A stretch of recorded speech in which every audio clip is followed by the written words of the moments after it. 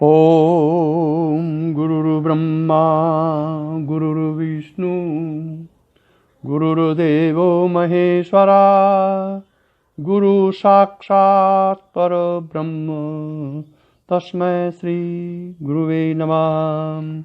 नित्यं शुद्ध निराभासं निराकारं निरंजनं नित्यबोध चिदानंदं गुरुर्ब्रह्म नमाम्यहं। यस्य पाद प्रवादस्ता प्रपंचो भाति भासुरा तमहं सद्गुरु वंदे पूर्णानंद चिदात्मकम्।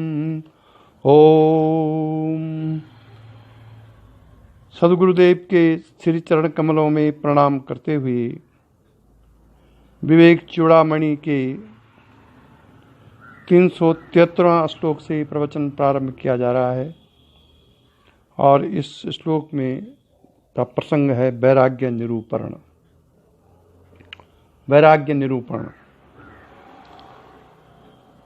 अंतस्त्यागो बहिस्त्यागो विरक्ता शैव युज्यते त्यजंत अंतर बहि संग विरक्तस्तु मुमुक्षया। मोक्ष की इच्छा रखने वाले को आंतरिक और बाह्य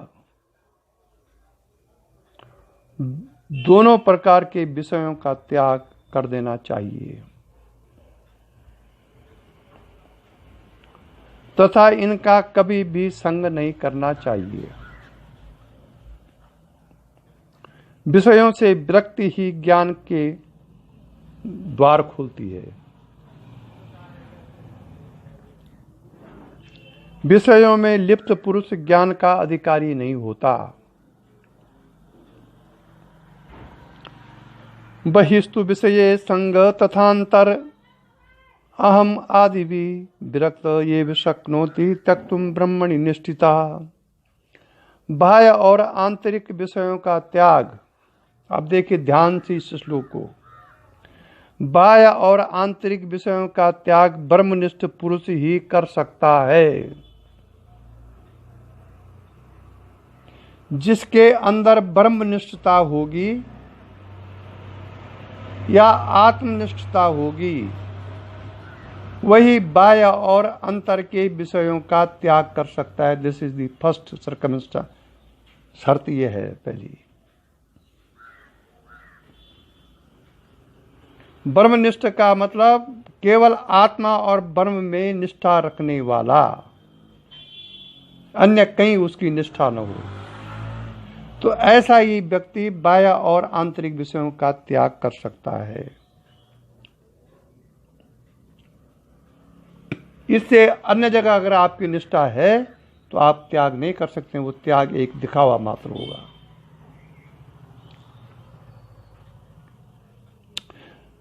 जब उसे ब्रह्म का रसानुभव हो जाता है तो वह इन क्षुद्र वासनाओं के पीछे नहीं भागता। मतलब अंदर से उसके अंदर से विषयों की इच्छा नहीं रहती। शरीर से वो प्रारब्ध बस भोग जाए तो भोग जाए, अदरवाइज आंतरिक उसकी कोई इच्छा नहीं रहती है, क्योंकि उसको ब्रह्मानंद का रस का अनुभव हो गया है और उस ब्रह्मानंद के कारण वो परमानंद का भोग ही करता है। कहते हैं कि जिन रस ना अम्बुज फल चाख्यो, जिन रस ना अम्बुज फल चाख्यो क्यों करील फल खावे।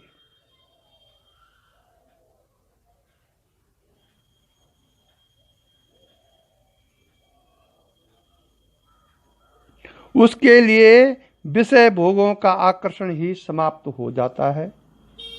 देखिए विषय भोग भोगना अलग बात है और उसके प्रति आकर्षण रहना दूसरी बात है। आकर्षण खराब है। आकर्षण से आप ब्रह्मनिष्ठ नहीं हो सकते अगर विषयों के प्रति आपका आकर्षण है तो। आप ब्रह्म ज्ञान की ओर नहीं जा सकते।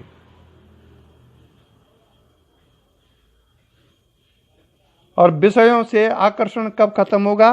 वैराग्य से। इसलिए ऐसा जो साधक है, ब्रह्मनिष्ठ साधक, वह तुच्छ भोगों में रत नहीं रहता। वैराग्य बोधौ पुरुषस्य पक्षिवत और पक्षो बीजानीय विचक्षणात्वम विमुक्ति सौ धाग्र लतादि रोहणम ताभ्याम बिना नान्य तरेण सिद्धति। अब देखिए, अकेला वैराग्य मोक्ष प्राप्ति का साधन नहीं बन सकता।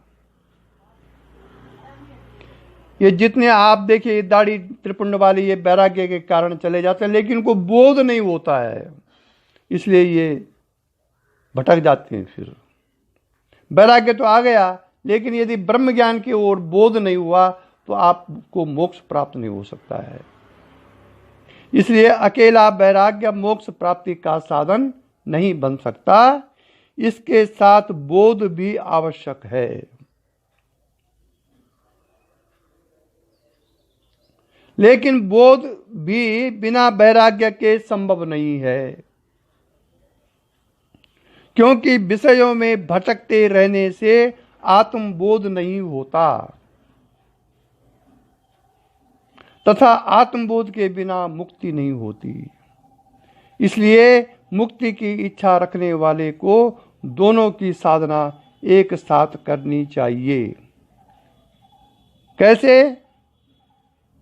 जैसे पक्षी दोनों पंखों के समान मोक्षकामी पुरुष के पंख को समझो। जिस प्रकार से पक्षी दोनों पंखों से ही उड़ता है, उसी प्रकार से साधक वैराग्य और बोध के बिना मुक्ति रूपी महल की अटारी पर नहीं चढ़ सकता। दोनों आवश्यक हैं, वैराग्य भी और बोध भी।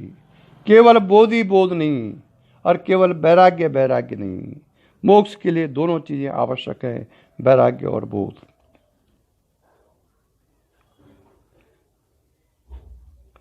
अतंत वैराग्यवता समाधि समाहित सैव दृढ़ प्रबोधा प्रबुद्ध तत्व से बंध मुक्तिर मुक्ता तुम मानो नित सुखानुभूति।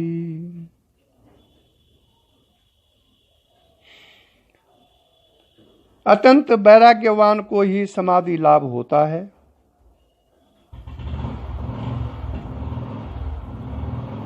समाधिस्थ पुरुष को ही दृढ़ बोध होता है, तथा जो सुदृढ़ बोधवान का ही संसार बंधन छूटता है, और जो संसार बंधन से छूट गया है उसी को नित्यानंद का अनुभव होता है।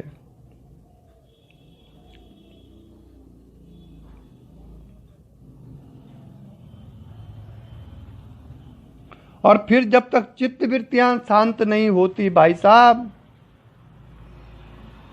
तब तक समाधि का लाभ भी नहीं मिल सकता, नहीं मिल सकता तब तक। इसलिए बाह्य और आंतरिक, बाह्य मतलब नाम रूप संबंधित विषयक बातें, और आंतरिक काम क्रोध लोभ मोह मद मात्सर्य, इन दोनों का त्याग करने से वृत्तियां शांत होती हैं।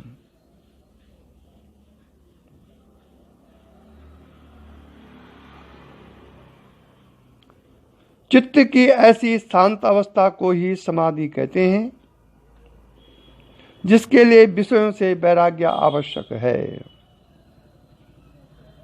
शक्तिपात में यही एक प्रबल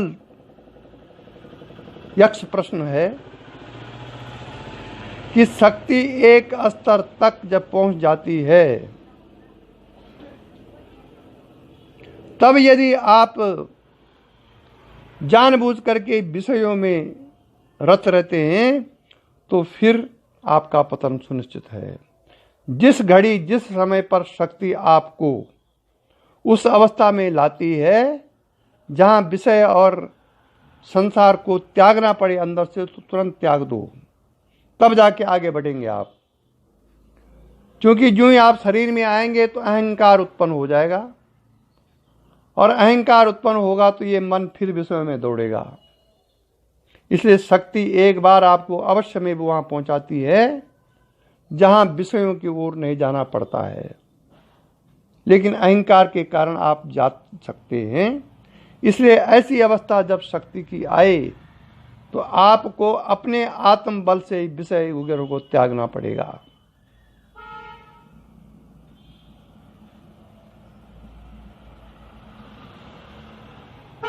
आत्म स्वरूप का स्पष्ट बोध समाधि अवस्था में ही होता है, तथा इसी बोध से वह संसार बंधन से छूटकर नित्यानंद का अनुभव करता है। इसी स्थिति में समस्त दुखों का अंत होता है।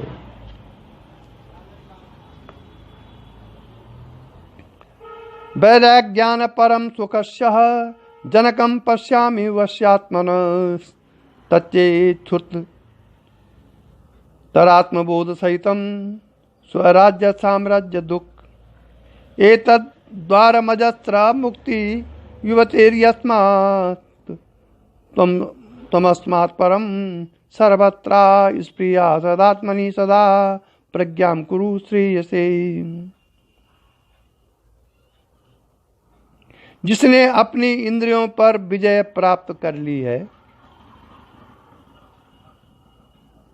उसके लिए वैराग्य ही सबसे बड़ा सुख है।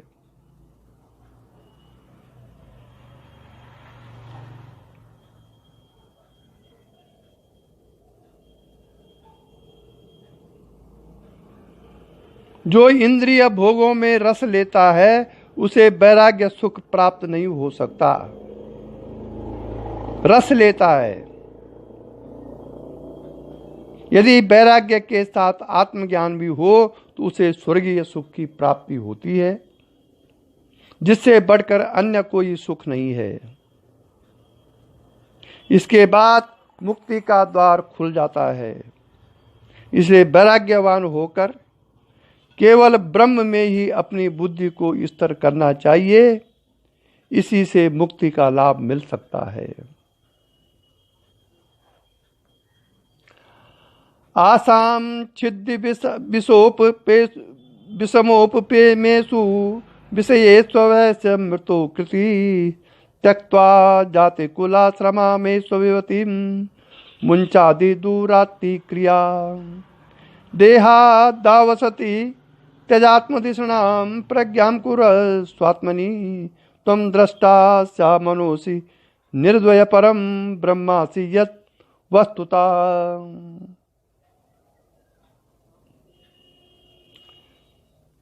मुक्ति की अथवा आत्मज्ञान की साधना के लिए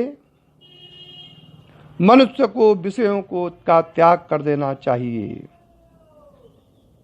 साथ ही अपने शरीर, जाति, कुल, आश्रम आदि का अहम भाव छोड़कर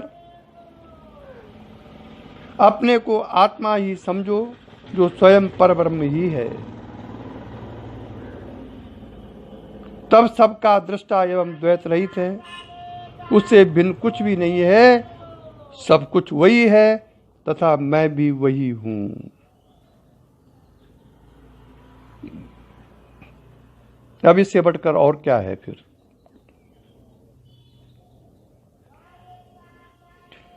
अपने को आत्मा ही समझो, स्वयं जो स्वयं परब्रह्म ही है।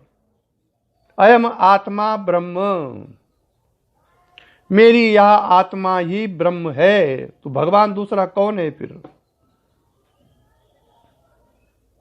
यद्यपि ये सामूहिक रूप से बोलना त्याज्य है, लेकिन ज्ञानवान के लिए वह आवश्यक है कि वह अयम आत्मा जो ब्रह्म उपनिषद का वाक्य है उस पर विचार करे।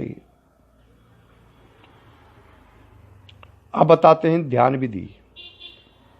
विवेक चूड़ामणि के अनुसार ध्यान विधि। लक्ष्ये ब्रह्मणि मानसं दृढ़तर संस्थाप्य बाह्येन्द्रियं स्वस्थाने विनिवेश निश्चल तनु तनुसचोपेक्षा देहि स्थितं ब्रह्मात्मैक्यै मुपेति तन्मया तया च अखंड वृत्त्यानिशं ब्रह्मानंद रसं पिबात्मनि मुदा शून्य किमन्यार्विषम। बहुत आनंददायक श्लोक है ये। किम अन्यर भृषम, चित्त को अपने लक्ष्य ब्रह्म में दृढ़ता पूर्वक स्थिर कर बाह्य इंद्रियों को उनके विषयों से हटाकर अपने अपने गोलोकों में स्थिर करो। बोलने के लिए तो बड़ा सरल, लेकिन करने के लिए बड़ा कठिन। लेकिन जिन पर गुरु कृपा हो, शक्ति की कृपा हो, शक्ति इसका डेमोन्स्ट्रेशन देती है। शरीर को निश्चल करो और उसकी स्थिति की ओर ध्यान मत दो। निश्चल करो और उसकी स्थिति की ओर ध्यान मत दो कि वो बैंड में है कि सीधा है कि टेढ़ा है कि ढुलमुल है, कि उस शरीर की तरफ ध्यान मत दो। इस प्रकार ब्रह्म और आत्मा की एकता करके तन्मय भाव से अखंड वृत्ति से अहर्निश मन ही मन आनंद पूर्वक ब्रह्मानंद रस का पान करो। और थोती बातों से क्या लेना देना। ध्यान का स्वरूप शरीर, मन, विचार, इंद्रियों, क्रियाओं को इस प्रकार स्थगित कर देना है कि उनकी तरफ ध्यान ही न जावे, तथा संपूर्ण ध्यान अपने भीतर किसी स्थान विशेष पर केंद्रित कर। कुछ साधकों को मैंने बताया था कि वो अपना ध्यान कहाँ केंद्रित करें। 2-4 दिन उन्होंने किया और फिर फुस। क्योंकि आज का शिष्य बिना मेहनत करके ही पाना चाहता है, गुरु की कमाई खाना चाहता है।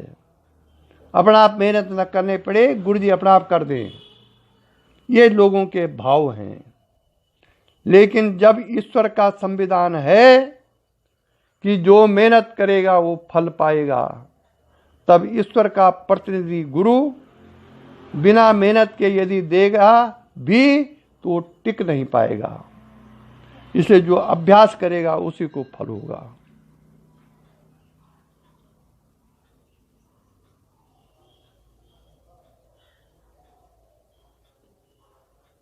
जब शरीर आदि की समस्त क्रियाएं बंद हो जाती हैं तथा आत्मा ही शेष रह जाए तो यही ध्यान अवस्था है।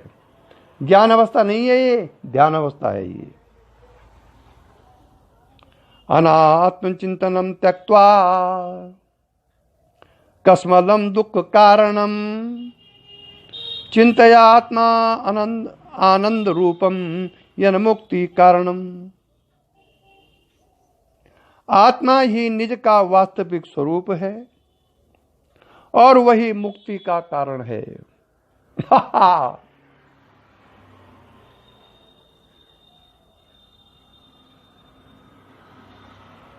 जिसे छोड़कर देह आदि अनात्म वस्तुओं का चिंतन करते रहने से ही दुख एवं मोह की प्राप्ति होती है। ये सब आंतरिक प्रक्रियाएं हैं। कोई भाग्यशाली सदगुरुदेव की कृपा से कोई सत्शिष्य ही इन क्रियाओं को समझ सकता है। जाके हृदय नारायण प्रकटे, जाके हृदय नारायण प्रकटे, वो कोई कर्म करे या न करे, प्रातः समय यदि रवि उदय हुआ तो दीप जरे या न जरे। अगर वो आत्मरूपी सूर्य उदय हो गया है तो संसार में अन्य किसी कर्मों की, अन्य किसी देवता की, अन्य किसी ईश्वर की आवश्यकता नहीं है। अगर वो आत्मशक्ति जागृत हो गई है थ्रो शक्तिपात, तो फिर आपको जो कुछ आपको ये बताया जा रहा है वे आपको करने की जरूरत नहीं है। यदि आप लगातार गुरु आज्ञानुसार सुबह शाम साधना में बैठ रहे हैं तो ये स्वयं एव होगा फिर। लेकिन दुर्भाग्य, महा दुर्भाग्य, महा आश्चर्य कि साधक शक्तिपात दीक्षा तो ले लेता है लेकिन साधना में नहीं बैठता। मैंने परसों 5 बजे कई लोगों को फोन किया। मेरे मन में आई तो देखो कि लोग बातें कितनी बड़ी करते हैं और कौन कौन साधना में बैठा है, लेकिन एक नहीं मिला मुझको जो उस समय साधना में बैठा होगा। फिर क्या फायदा? कोई फायदा नहीं। इस तो गुरु के लिए भी बहुत शर्मनाक बात है। लेकिन ये परंपरा से गुरु लोग भोगते आए हैं, इसलिए मैं इसमें ज्यादा आश्चर्य नहीं करता। जिनके पास सुविधाएं नहीं हैं, साधनों की कमी है, उनके लिए तो ठीक है कि वो कहां से करेंगे। पर जो साधन संपन्न है, सब सुविधाएं उनके पास हैं, वो भी प्रमाद बस सोए हुए हैं 5 बजे सुबह। कोई चिंता नहीं कि साधना में करनी है। संसार की चिंता बहुत, 6 बजे उठेंगे, 7 बजे उठेंगे, अखबार पढ़, कोई मतलब क्यों दीक्षा ली तुमने भाई? तो अंत में ये शक्ति जो है गुरु को भी स्थापित करती है और शिष्य को तो फिर वो कहीं का नहीं रहता है, क्योंकि ये आंतरिक दीक्षा है। इसमें गुरु अपना तप देता है शिष्य को। ये कोई ऐसी दीक्षा नहीं कि बाहर से मंत्र दे दो जपते रहो।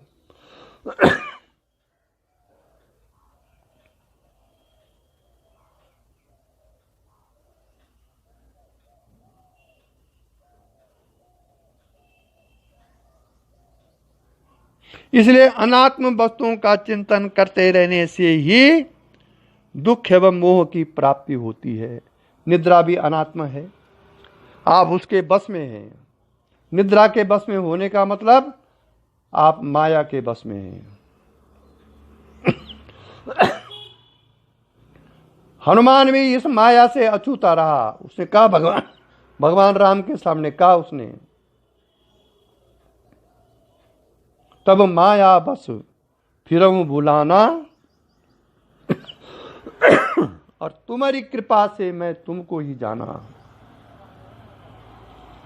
ये माया जो है ये भगवान परमात्मा की कृपा के बिना नष्ट नहीं होती है, ये विलीन नहीं होती है। परमात्मा की कृपा के बिना जब माया विलीन नहीं होती है तो परमात्मा कृपा कैसे प्राप्त होगी? तभी तो माया जाएगी। परमात्मा कृपा होगी गुरु के चित्त के अनुसार। जिस प्रकार की दीक्षा आपने ली उस अनुसार साधना करना, तभी परमात्मा की कृपा प्राप्त होगी और तभी माया जाएगी।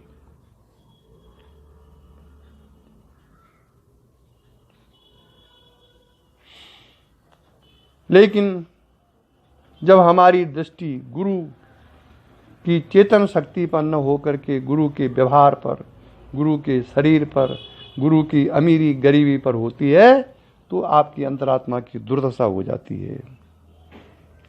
ऐसा स्वयं ज्योतिर्शेष साक्षी विज्ञान कोशो विलसत्य जन्मम लक्ष्यम विधायेनम असद विलक्षणाय अखंड वृत्त्यात्मतया अनुभावया। यह आत्मा स्वयं प्रकाश सभी अनात्म पदार्थों का साक्षी है, जो बुद्धि रूप कोश में भीतर विराजमान है। इसी को अपना स्वरूप मानकर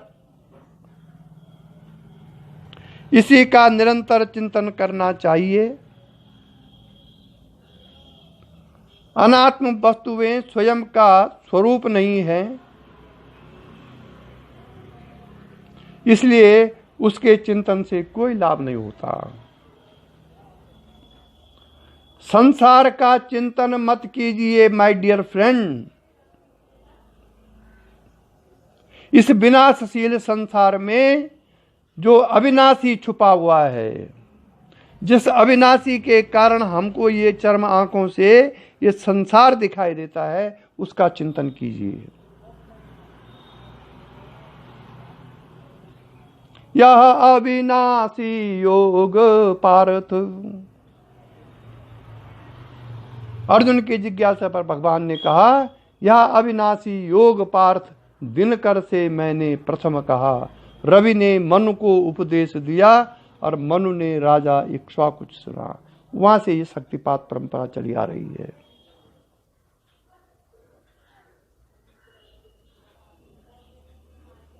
इसलिए संसार के अंदर जो अविनाशी छुपा हुआ है उसका चिंतन कीजिए, संसार का चिंतन मत कीजिए, क्योंकि संसार अनात्म वस्तु है।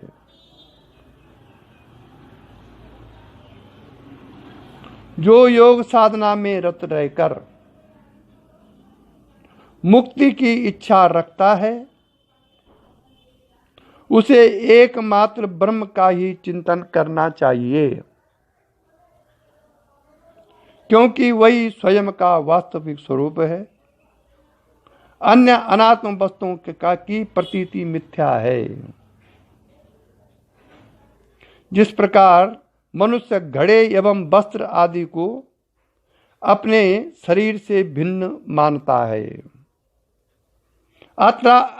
अत्रात्ममत्वं दृढ़ीकुर्वन् अहम दिशु सत्यंजना उदासीनतया तेषु तिष्ठित स्फुट घटादिवत्। जिस प्रकार मनुष्य घड़े एवं वस्त्र आदि को अपने शरीर से भिन्न मानता है,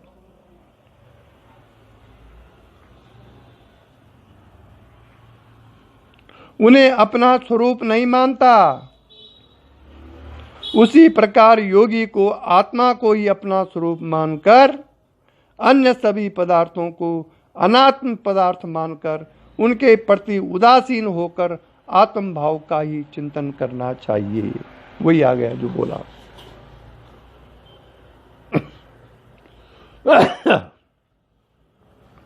अब दूसरा प्रसंग है इसमें, आत्मदृष्टि। एक है सांसारिक दृष्टि और एक है आत्मदृष्टि। एक है स्वयं की दृष्टि और एक है दूसरे की दृष्टि।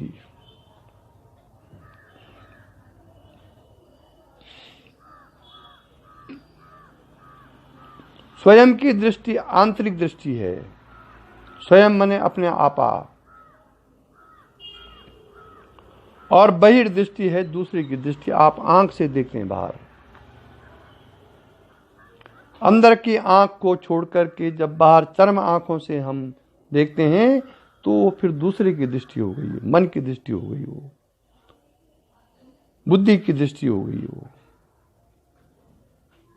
स्वयं की दृष्टि, जो दृष्टि मन बुद्धि को प्रकाशित कर रही है, वो स्वयं की दृष्टि है। अतः अब आत्मदृष्टि पर विचार किया जाता है। विशुद्ध विशुद्ध विशुद्ध अंतःकरण स्वरूपे निव्यस्य साक्षण्य बोध मात्रे शनैः शनैर्निश्चलतामुपानयन् पूर्णा स्वमेवानुविलोकयेत। वह आत्मा ही सबका साक्षी एवं ज्ञान स्वरूप है, जो स्वयं का वास्तविक स्वरूप है। अतः इसी में अपना चित्त को स्थिर करने में से स्वयं ही ब्रह्म रूप हो जाता है। देहेन्द्रिया प्राण मनोहम आदि भी स्वज्ञान क्लिप्त अखिले रूपादि भी विमुक्त आत्मन अखंड रूपम पूर्णा महाकाश अवलोकयेत।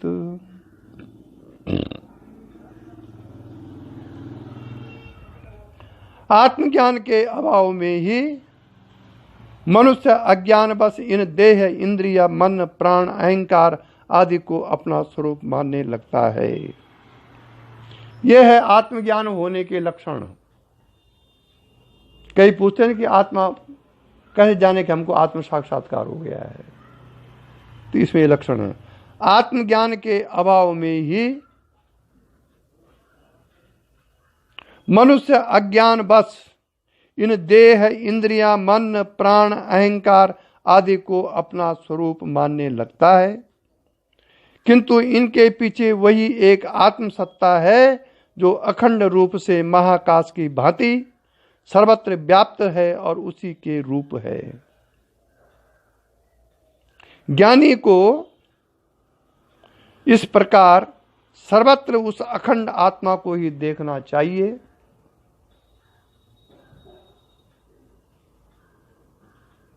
उसमें कहीं भी भेद नहीं करना चाहिए।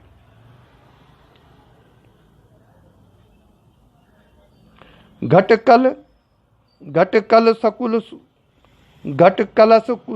कुशल सुचिर मुख्यर गगनम उपाधि सतर विमुक्ति में भवति न विविधम तथैव शुद्ध परम अहम विद्यात् मुक्तम एकमेव।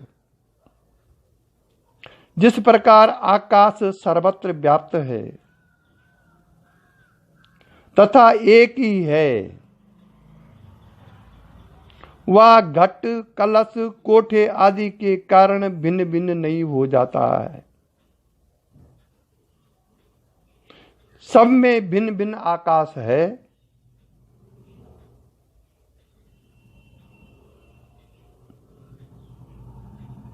उसी प्रकार एक ही आत्मा सर्वत्र व्याप्त है। व्यक्ति व्यक्ति में आत्मा में भिन्नता नहीं होती।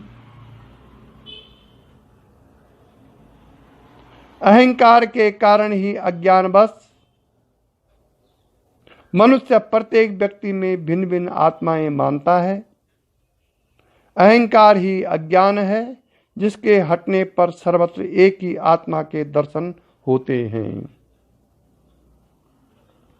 ब्रह्मादि स्तंभ पर्यंता वृखा मात्रा उपादया तथा पूर्णा स्वमात्मानं पश्यति एकात्मना स्थितम्।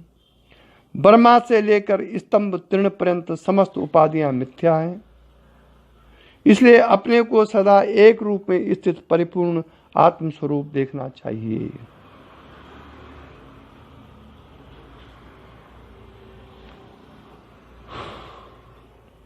ब्रह्मा से लेकर तृण पर्यंत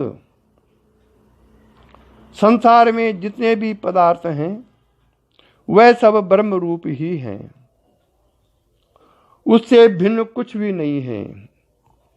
भिन्न भिन्न कार्यों के अनुसार इनके भिन्न भिन्न नाम मात्र दिए गए हैं, अन्यथा मूल रूप में एक ही ब्रह्म तत्व है। इसलिए ज्ञानी को इस मिथ्या धारणा का त्याग कर सर्वत्र एक रूप आत्मा ही देखनी चाहिए। जिस प्रकार शरीर से भिन्न अंग नहीं है, जिस प्रकार शरीर से भिन्न अंग नहीं है, उसी प्रकार ब्रह्म से भिन्न या सृष्टि नहीं है। यत्र भ्रांत्या कल्पितम तद विवेके तत्तन्मात्रम नैव तस्माद् विभिन्नम भ्रांतिर्नाशे भाति दृष्टा हि तत्तम रज्जु तद विशेषम आत्मस्वरूपम।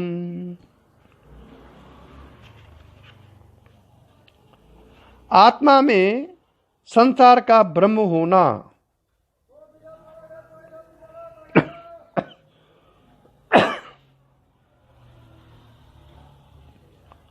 आत्मा में संसार का ब्रह्म होना प्रकृति के तमोगुण की आवरण शक्ति से होता है।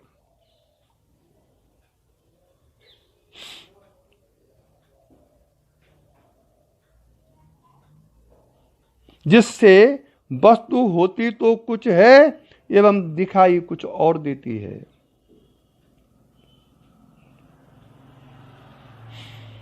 जिस प्रकार रस्सी ब्रह्म के कारण ही सर्प प्रतीत होती है, किंतु भ्रम दूर हो जाने पर रस्सी ही दिखाई देती है, उसी प्रकार ब्रह्म के कारण ही यह संसार आत्मा से भिन्न रूप दिखाई देता है, किंतु यह भ्रम मिट जाने पर वह पुनः आत्म स्वरूप ही दिखाई देने लगता है। स्वयं ब्रह्मा स्वयं विष्णु स्वयं इंद्र स्वयं शिव स्वयं विश्वमिदं सर्व स्वस्मादन्य किंचिना। ये ब्रह्मा विष्णु इंद्र शिव आदि कोई भिन्न भिन्न देव नहीं हैं, बल्कि वही एक ब्रह्म विभिन्न रूपों में प्रकट हुआ है।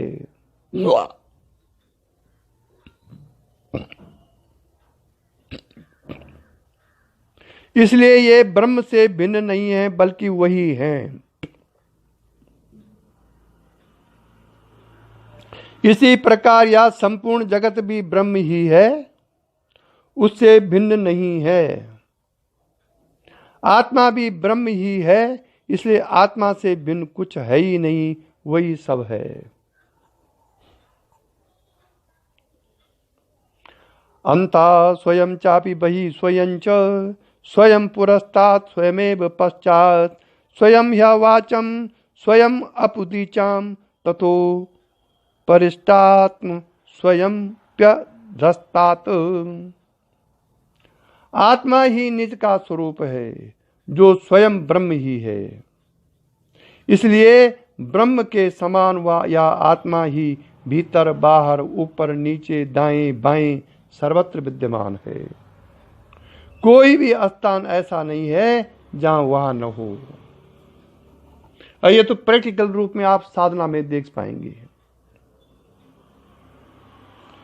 इसका एक एग्जाम्पल यह है कि 40 साल पुरानी पहले याद दृश्य यदि साधना में याद आ रहे हों और वो दृश्य आपके सामने आ रहा हो, 40 साल 50 साल पहले, यहां तक कि पूर्व जन्म में के जो दृश्य सामने आते हैं, उसका कारण ये साक्षी आत्मा ही है।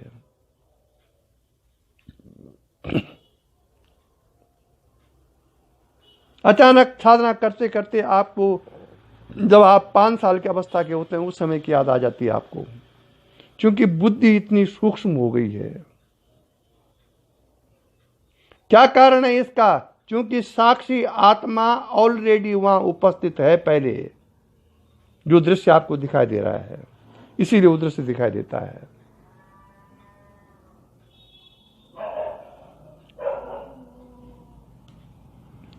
इसलिए तरंग फेना बर्वबुद्बुदादि सर्वस्वरूपेण जलम यथा तथा अर्चिद एव देहा दय अंत में तत् सर्वम चिदैवेक रसम विशुद्धम।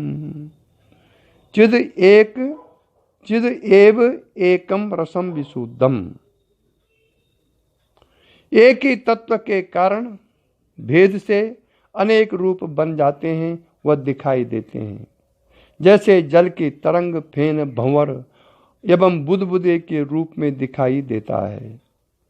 स्वर्ण अनेक आभूषणों में दिखाई देता है। मिट्टी अनेक बर्तनों में दिखाई देती है, किंतु ये सब जल स्वर्ण मिट्टी ही है। इसी प्रकार शरीर से लेकर अहंकार तक सृष्टि के भिन्न भिन्न दिखाई देने वाले पदार्थ एक ब्रह्म ही है, जो अखंड शुद्ध एवं चैतन्य स्वरूप है, तथा आत्मा भी वही है, इसलिए सभी आत्म स्वरूप हैं।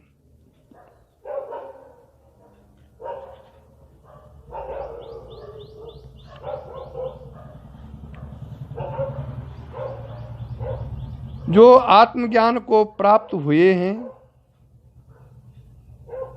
उन्हें यह समस्त सृष्टि सतरूप ही दिखाई देती है, जबकि अज्ञानी को इस माया रूपी पर्दे के कारण भिन्न भिन्न आकार ही दिखाई देते हैं।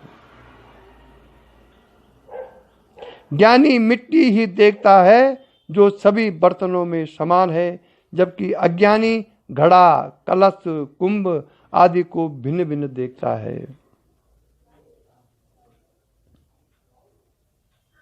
प्रकृति ही माया रूप है, जिससे मनुष्य को भिन्नता की प्रतीति होती है। ज्ञानी इस प्रकृति से परे उस एक ब्रह्म को ही देखता है, जो सत्य स्वरूप है।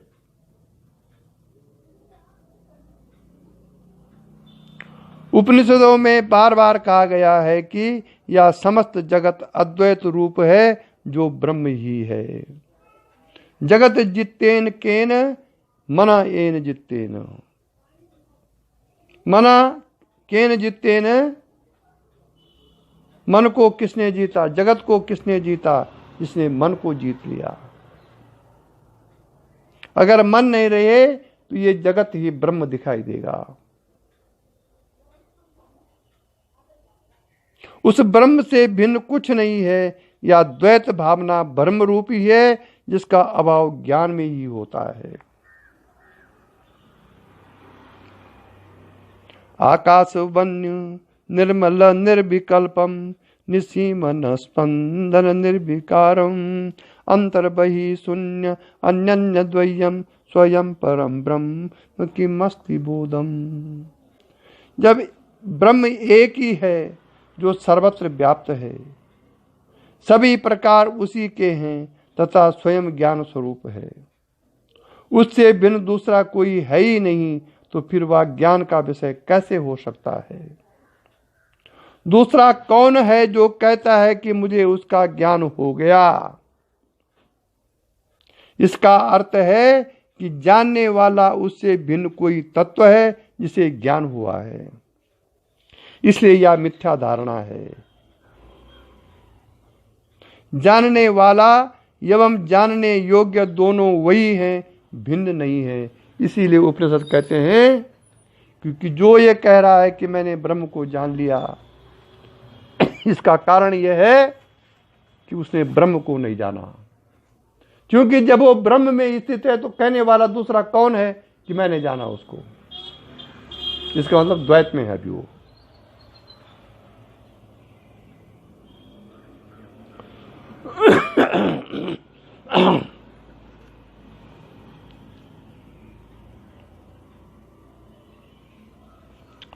ओम प्रपंचवाद। जब ब्रह्म एक ही है तो दूसरा तो कोई है ही नहीं। वो हमारा दृष्टि का ब्रह्म है कि हम यहां दूसरा देख रहे हैं, संसार देख रहे हैं। वक्तव्यम किमु विद्येत्र बहुधा ब्रह्मैव जीवा स्वयं। ब्रह्म जगदातना सकलम ब्रह्मादि द्वितीयं श्रुति। ब्रह्म अद्वितीयं श्रुति ब्रह्मैवाहमिति प्रबुद्धमतया संतक्त बाह्या स्फुटम ब्रह्मी भूय बसंति सदच्चिदानंद आत्मनैत ध्रुवम। आत्मनैत ध्रुवम। जिन ज्ञानियों को यह बोध हो गया है कि या जीव एवं जगत सभी ब्रह्म ही है, क्योंकि श्रुतियों में कहा गया है कि वह अद्वितीय है, उससे भिन्न दूसरा कोई है ही नहीं, तो ऐसा ब्रह्म ज्ञानी सभी बाह्य विषयों को त्याग करके उस ब्रह्म में स्थित रहता है। स्थूल शरीर हो अथवा सूक्ष्म शरीर प्रकृति से ही निर्मित हैं, जो स्वयं का वास्तविक स्वरूप नहीं है। स्वयं का वास्तविक स्वरूप तो वह चैतन्य आत्मा है जो ब्रह्म ही है।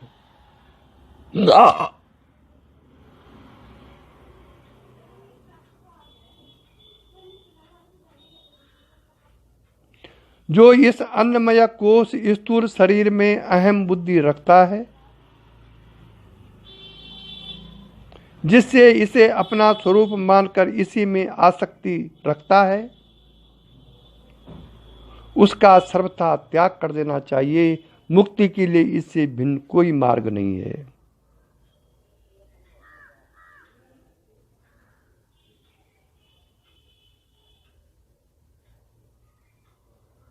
सवाकारम यावदम जाति मनुष्यतावत्सुचि परे व्यसाक्त क्लेशो जन्म मरणा व्याधि निर्मया तदात्मानं शुद्धं कलयति शिवाकारम अचलम तदा तेभ्यो मुक्तो भवति हि तदा हसुतिरपि।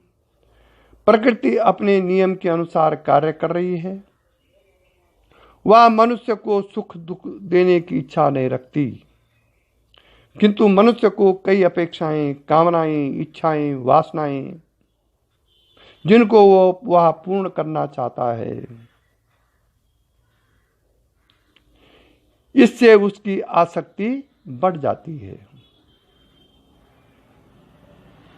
इसी आसक्ति के कारण जब उनकी पूर्ति नहीं होती तो वह दुखी होता है, तथा पूर्ति हो जाने पर वह गुणगान करता है और धन्यवाद देता है। किंतु इस सुख दुख का कारण प्रकृति नहीं बल्कि मनुष्य की स्वयं की अपेक्षाएं हैं, जो उसने स्वयं निर्मित की हैं। भूकंप आते हैं, ज्वालामुखी फटते हैं, अकाल पड़ता है, बाढ़ें आती हैं तो मनुष्य दुखी होता है, क्योंकि जब वर्षा होती है, बादल गरजते हैं, बिजली चमकती है तो वह प्रसन्न होता है, क्योंकि उसकी अपेक्षाओं की पूर्ति होती है। इसलिए मनुष्य के सुख दुख का कारण प्रकृति नहीं बल्कि उसके साथ जुड़ी अपेक्षाएं हैं। मनुष्य चाहता है कि ऐसा ही हो तथा ऐसा नहीं होना चाहिए। जब उसकी अपेक्षा विपरीत होता है, जब उसकी अपेक्षा के विपरीत होता है तो वह दुखी होता है। इसी कारण से मनुष्य के सुख दुख का कारण वह स्वयं है, ईश्वर अथवा प्रकृति नहीं है।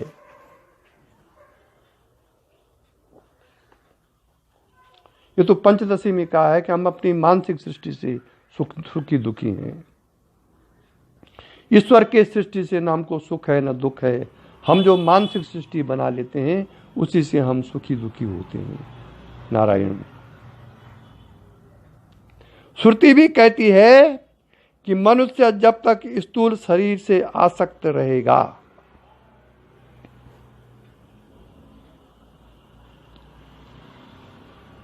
तब तक उसे जन्म मरण एवं व्याधि रूपी दुखों को भोगना ही पड़ेगा। ये दुख भी केवल शरीर एवं मन के होते हैं। चेतन आत्मा को इसका अनुभव नहीं होता।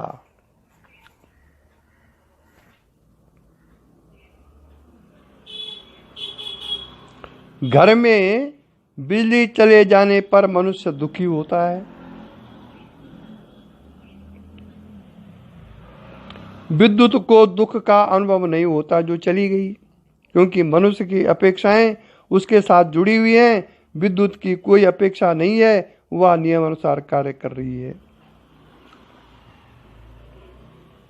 ज्वालामुखी के फटने अथवा भूकंप आने पर मनुष्य ही दुखी होता है। ज्वालामुखी और भूकंप चिंतित नहीं होते कि मेरे कारण इतने व्यक्तियों के प्राण गए। उसे न पश्चाताप होता है, न आत्मग्लानि, न यह प्रायश्चित करता, क्योंकि उसकी कोई अपेक्षा नहीं है। वह अपने नियम के अनुसार कार्य कर रहा है। इसी प्रकार मनुष्य की आत्मा चिंता, जन्म मरण दुख विघ्न आदि सर्वथा मुक्त है।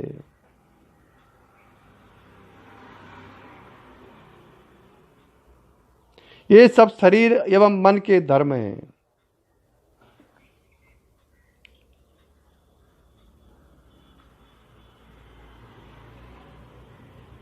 ओम। आत्मा चिंता, जन्म मरण दुख विघ्न आदि से सर्वथा मुक्त है। और ये जो जन्म मरण दुख विघ्न आदि चिंता वगैरह हैं, ये सब शरीर एवं मन के धर्म हैं। आत्मा के कोई धर्म नहीं है। इसलिए इनसे संबंध विच्छेद कर आत्मा को अपना स्वरूप मान लेने से ही वह समस्त बाधाओं से मुक्त हो जाता है। यह कार्य आत्म साक्षात्कार के बिना संभव नहीं है। इसलिए मनुष्य को इनसे मुक्ति के लिए आत्मज्ञान का ही प्रयत्न करना चाहिए। मनुष्य भी यदि अपने को इसी प्रकृति का हिस्सा मान ले तथा अपने स्वभाव को पहचान कर अपेक्षा रहित होकर कार्य करे तो उसके लिए सुख दुख का कोई कारण ही नहीं रह जाता। किंतु उसकी अपेक्षाएं महान हैं। वह प्रकृति एवं ईश्वर का भी उपयोग अपनी अपेक्षा पूर्ति के लिए करता है। प्रकृति एवं ईश्वर को भी अपने अधीन करना चाहता है। जब इनसे उसकी अपेक्षाएं पूरी नहीं होती तो वह ईश्वर को भी गाली देने लगता है तथा कह देता है कि ईश्वर है ही नहीं। यदि होता तो हमें दुख क्यों देता आदि अनर्गल प्रलाप मनुष्य करने लगता है। उसको अपने कर्मों का कोई ध्यान नहीं है कि सुख दुख मेरे कर्मों का फल है। कभी कभी आज आपने जो कर्म किए वही कल आपका दुख का कारण बन जाता है। कभी कभी कोई कर्म जन्मांतर के बाद फल देता है और कभी कभी कोई कर्म 1-2 महीने बाद ही फल दे देता है। जितना अधिक फल दे दे उतना अच्छा मेरे विचार से तो। और ये प्रलाप क्यों करता है व्यक्ति? अनर्गल प्रलाप है ये। यह सब होता है स्वयं की देहाशक्ति के कारण।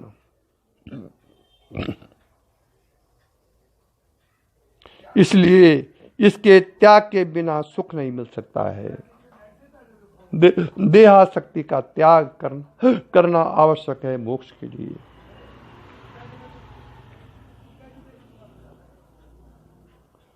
इसी के साथ आज का प्रवचन समाप्त हुआ।